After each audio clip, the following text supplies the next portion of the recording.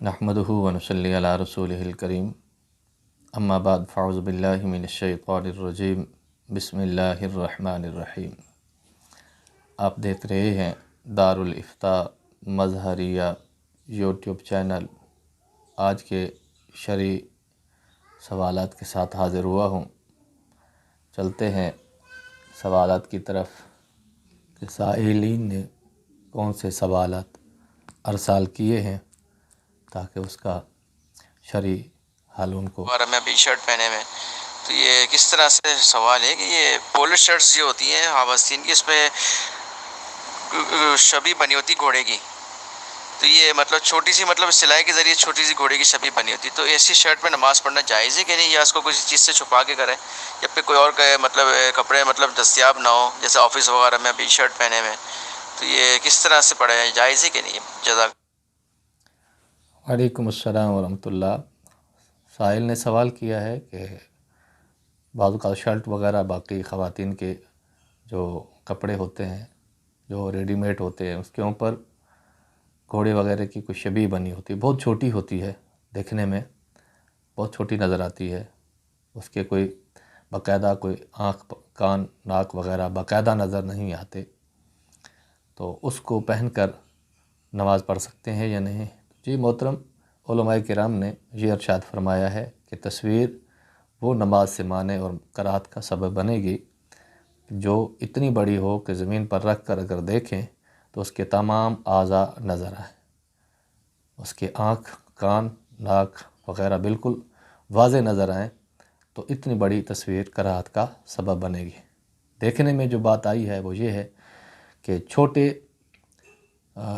Shirt وغیرہ پر یا کسی اور کپڑے پر جو پینٹ وغیرہ یا اس پر چھوٹے چھوٹے گھوڑے کی شکل بنا دی جاتی ہے، تو وہ صرف اتنی چھوٹی ہوتی ہے، زمین پر رکھ کر دیکھیں تو وہ پورے اس کے اعضاء نظر نہیں آتے، اس کا چہرہ نظر نہیں آتا، اس کے چہرے کے اوپر آنکھ نظر نہیں آتی، اس کے کان وغیرہ باقاعدہ نظر نہیں آتے، ناک منہ وغیرہ نظر نہیں آتا، بس ایک ایسا دبا سا نظر آتا ہے جو سادہ سا نظر آتا ہے، اس کے اوپر آنکھ کان وغیرہ بنی ہوئی بھی نہیں ہوتی۔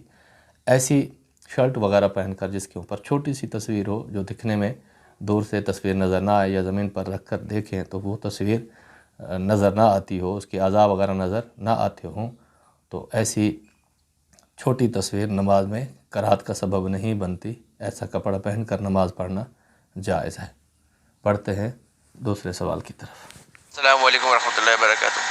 مفتی صاحب کے بارگاہ میں دوسرا سوال یہ ہے کہ ایک بھائی ہے، مطلب وہ کسی وراثت مطلب والد کے مکان پہ رہ رہا ہے، وراثت کا حصہ ہے، اب وہ اس کو بیچنا نہیں چاہ رہا، دوسرے جو بہن بھائی ہے وہ ضرورت مند ہے، پیسوں کا ان کو مطلب ان کو ضرورت ہے، اب وہ بیچنا نہیں چاہ رہا، تو ایسے صورت میں کیا کرنا چاہیے، مطلب کوئی قانونی کارروائی کرنی چاہیے، اس پہ کرنا جائز ہوگا کہ نہیں؟ یہ بتا۔ دوسرا سوال سائل نے یہ کیا ہے کہ والد صاحب کا انتقال ہو گیا ہے اور ایک مکان ان کے وراثت کا ایک بیٹا اس کے اندر رہتا ہے، باقی دیگر بہن بھائی الگ الگ رہتے ہیں، لیکن مسئلہ یہ آ رہا ہے کہ دیگر بہن بھائی مطالبہ کرتے ہیں وراثت کی تقسیم کاری کا، جبکہ جو بیٹا اس مکان میں رہائش پذیر ہے وہ مانع ہے اور وہ اس چیز کی اجازت نہیں دے رہا۔ اب سائل نے سوال یہ کیا ہے کیا قانونی کارروائی کرنا جائز ہوگی یا نہیں؟ تو جی مطلب قانونی کارروائی تو جائز ہے، اس میں مسئلہ نہیں ہے، لیکن اس قانونی کارروائی کرنے کی وجہ سے خاندان کے اندر دراڑ پڑ جائے گی، بہن بھائی آپس میں اجنبی بن جائیں گے۔ بہتر یہ ہے کہ گھر کے خاندان کے افراد بڑے بیٹھ کر اس معاملے کو سلجھانے کی کوشش کریں، کیونکہ وراثت ایک جبری چیز ہے، ہر حال میں ان کو ملنی ہے، کسی کے معاف کرنے سے معاف بھی نہیں ہوتی۔ جو ہمارے معاشرے کے اندر لوگ بہنوں سے یا بیٹیوں سے معاف کروا لیتے ہیں، اسٹامپ کروا لیتے ہیں کہ ہم نے اپنے بھائی کو معاف کر دیا یا بھائیوں کو معاف کر دیا، تو اس طرح معاف کرنے سے معاف نہیں ہوتی، اس کی آنے والی نسلیں بھی ان سے مطالبہ کر سکتی ہیں۔ اسی طرح اگر ان بہن بھائیوں نے کسی نے معافی کا کہہ دیا یا وہ مطالبہ کر رہا ہے کہ آپ مجھے معاف کر دیں، تو اس سے معاف نہیں ہوگی۔ یہ وراثت ایک جبری چیز ہے جو شریعت کا حق ہے، کیونکہ شریعت کا حق کوئی معاف نہیں کر سکتا، جب تک کہ وہ وصول نہیں کرے گا تب تک شریعت کا حق باقی رہے گا۔ اب ایسی صورتحال کے اندر اگر خاندان والے بیٹھ کر آپس میں ان کی کچھ صورت نکال لیتے ہیں صلح کی، یعنی کہ وہ جو مکان میں رہ رہا ہے اس کو چاہیے کہ وہ اپنا دیگر بہن بھائیوں کو اپنا حصہ دے دے، ان کا جو حصہ ان کا بنتا ہے مالی لگا کر آج کے ریٹ کی، یہ بات یاد رکھیں کہ جس دن تقسیم کاری ہوگی اسی دن کے ریٹ کا حساب ہوگا. یہ نہیں ہوگا کہ 10 سال پہلے والد صاحب کا انتقال ہوا تو اس وقت کیا قیمت تھی اس کا حساب کیا جائے، تو یہ نہیں ہوگا. تو جس دن آپ تقسیم کرنا چاہ رہے ہیں اسی دن کی قیمت کا اعتبار ہوگا، تو وہ آپ حصص کر لیں. جو مکان میں رہ رہا ہے بیٹا اس کو چاہیے کہ باقی دیگر بہن بھائیوں کو حصے دے دیں. یہی آسانی ہے، آخر حال بھی یہی نکلنا ہے. کورٹ میں جائیں گے تو یہی حل ہوگا، کیونکہ کورٹ میں جائیں گے تو یہ کنفرم ہے کہ فیصلہ ہوگا، اور فیصلہ بھی یہی ہوگا کہ ورثاء کو حصہ دیا جائے. اور پھر مکان کی نیلامی ہوگی، خاندان کے اندر دراڑیں پڑیں گی، آپس میں بہن بھائی بات چیت سے، میل ملاقات سے، شادی بیاہ سے چلے جائیں گے. اس لیے درمیانی راستہ اختیار کیا جائے اور صلح کی صورت نکال کر بھائی کو چاہیے جو مکان میں رہ رہا ہے کہ وہ اپنا جو دیگر بہن بھائیوں کو جتنا بھی حصہ بنتا ہے وہ ان کو پورا حصہ ادا کر دے. لیکن اگر کوئی صورت ادائیگی کی یا کوئی صورت صلح کی نہیں نکلتی تو بالآخر قانونی چارہ جوئی کرنا بالکل بلا کراہت جائز ہے، کر سکتے ہیں. اور پھر قانونی کارروائی کے مطابق جو حصہ بہن بھائیوں نے گھر بیٹھ کے حل کرنا تھا مسئلہ وہی کورٹ میں حل ہوگا. لیکن دونوں کا وقت بھی ضائع ہوگا، دونوں کے پیسے بھی ضائع ہوں گے، دونوں کے خاندان کے اندر یعنی کہ آپس میں بہن بھائیوں کے اندر دراڑیں بھی پڑیں گی اور معاملات بھی خراب ہوں گے. تو اس طرح پورا خاندان ایک بکھر جائے گا. تو میرا مشورہ یہی ہے کہ بجائے کورٹ میں جانے کے آپس میں بیٹھ کر مسئلے کو حل کر لیں. جو بھائی مکان میں رہ رہا ہے وہ اپنے دیگر بہن بھائیوں کو ان کا حصہ دے دے تو معاملہ بالکل سلجھ جائے گا. اور اگر ایسا ممکن نہیں ہے، وہ اس کے پاس اگر پیسے نہیں ہیں تو پھر تو اتفاقی طور پر اس کو بیچ کر ہر ایک اپنا حصہ لے کر اپنا سسٹم سیدھا کر لے. اس کے علاوہ کوئی اور صورتحال نہیں ہے، مگر یہ کہ دیگر ورثاء اگر اس کو رخصت دیتے ہیں، اجازت دیتے ہیں کہ ٹھیک ہے اب 2 سال کے بعد 4 سال کے بعد ہمیں دے دینا، تو یہ ان کی اپنی ثوابدید ہے. واللہ تعالی عالم بالصواب. بڑھتے ہیں تیسرے سوال کی طرف کہ سائل نے کون سا سوال کیا ہے. السلام علیکم ورحمۃ اللہ وبرکاتہ.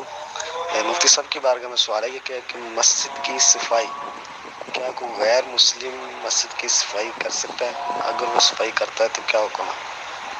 مہربانی فرما کر جواب عطا فرما دیں. جزاک اللہ خیرا.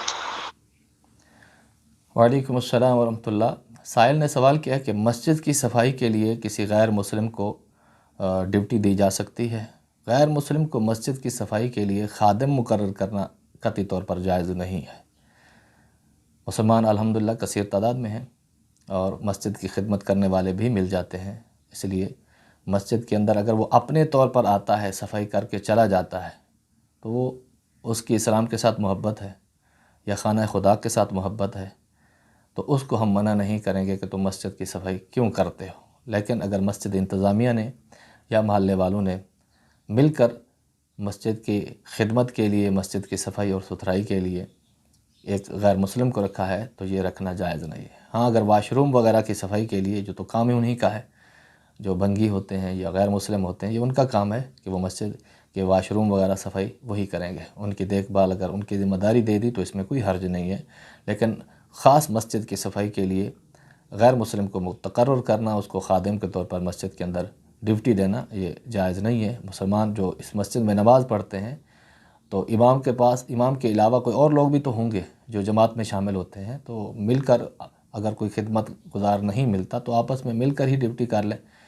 ہر روزانہ کی یا دوسرے دن کی صفائی کی نمازی جو آپس میں مل کر طے کر لیں، کیونکہ یہ خانہ خدا ہے. امام الانبیاء علیہ السلام نے ارشاد فرمایا کہ کوئی مسجد کے ایک دن کا بھی اٹھا کر اگر باہر ڈالتا ہے تو اس کا ثواب بھی اس کو اس کا اجر ملتا ہے.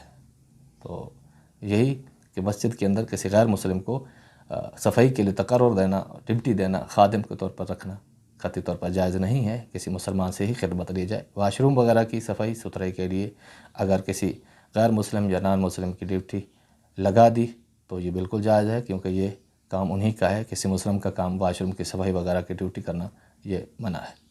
واللہ تعالی اعلم بالصواب.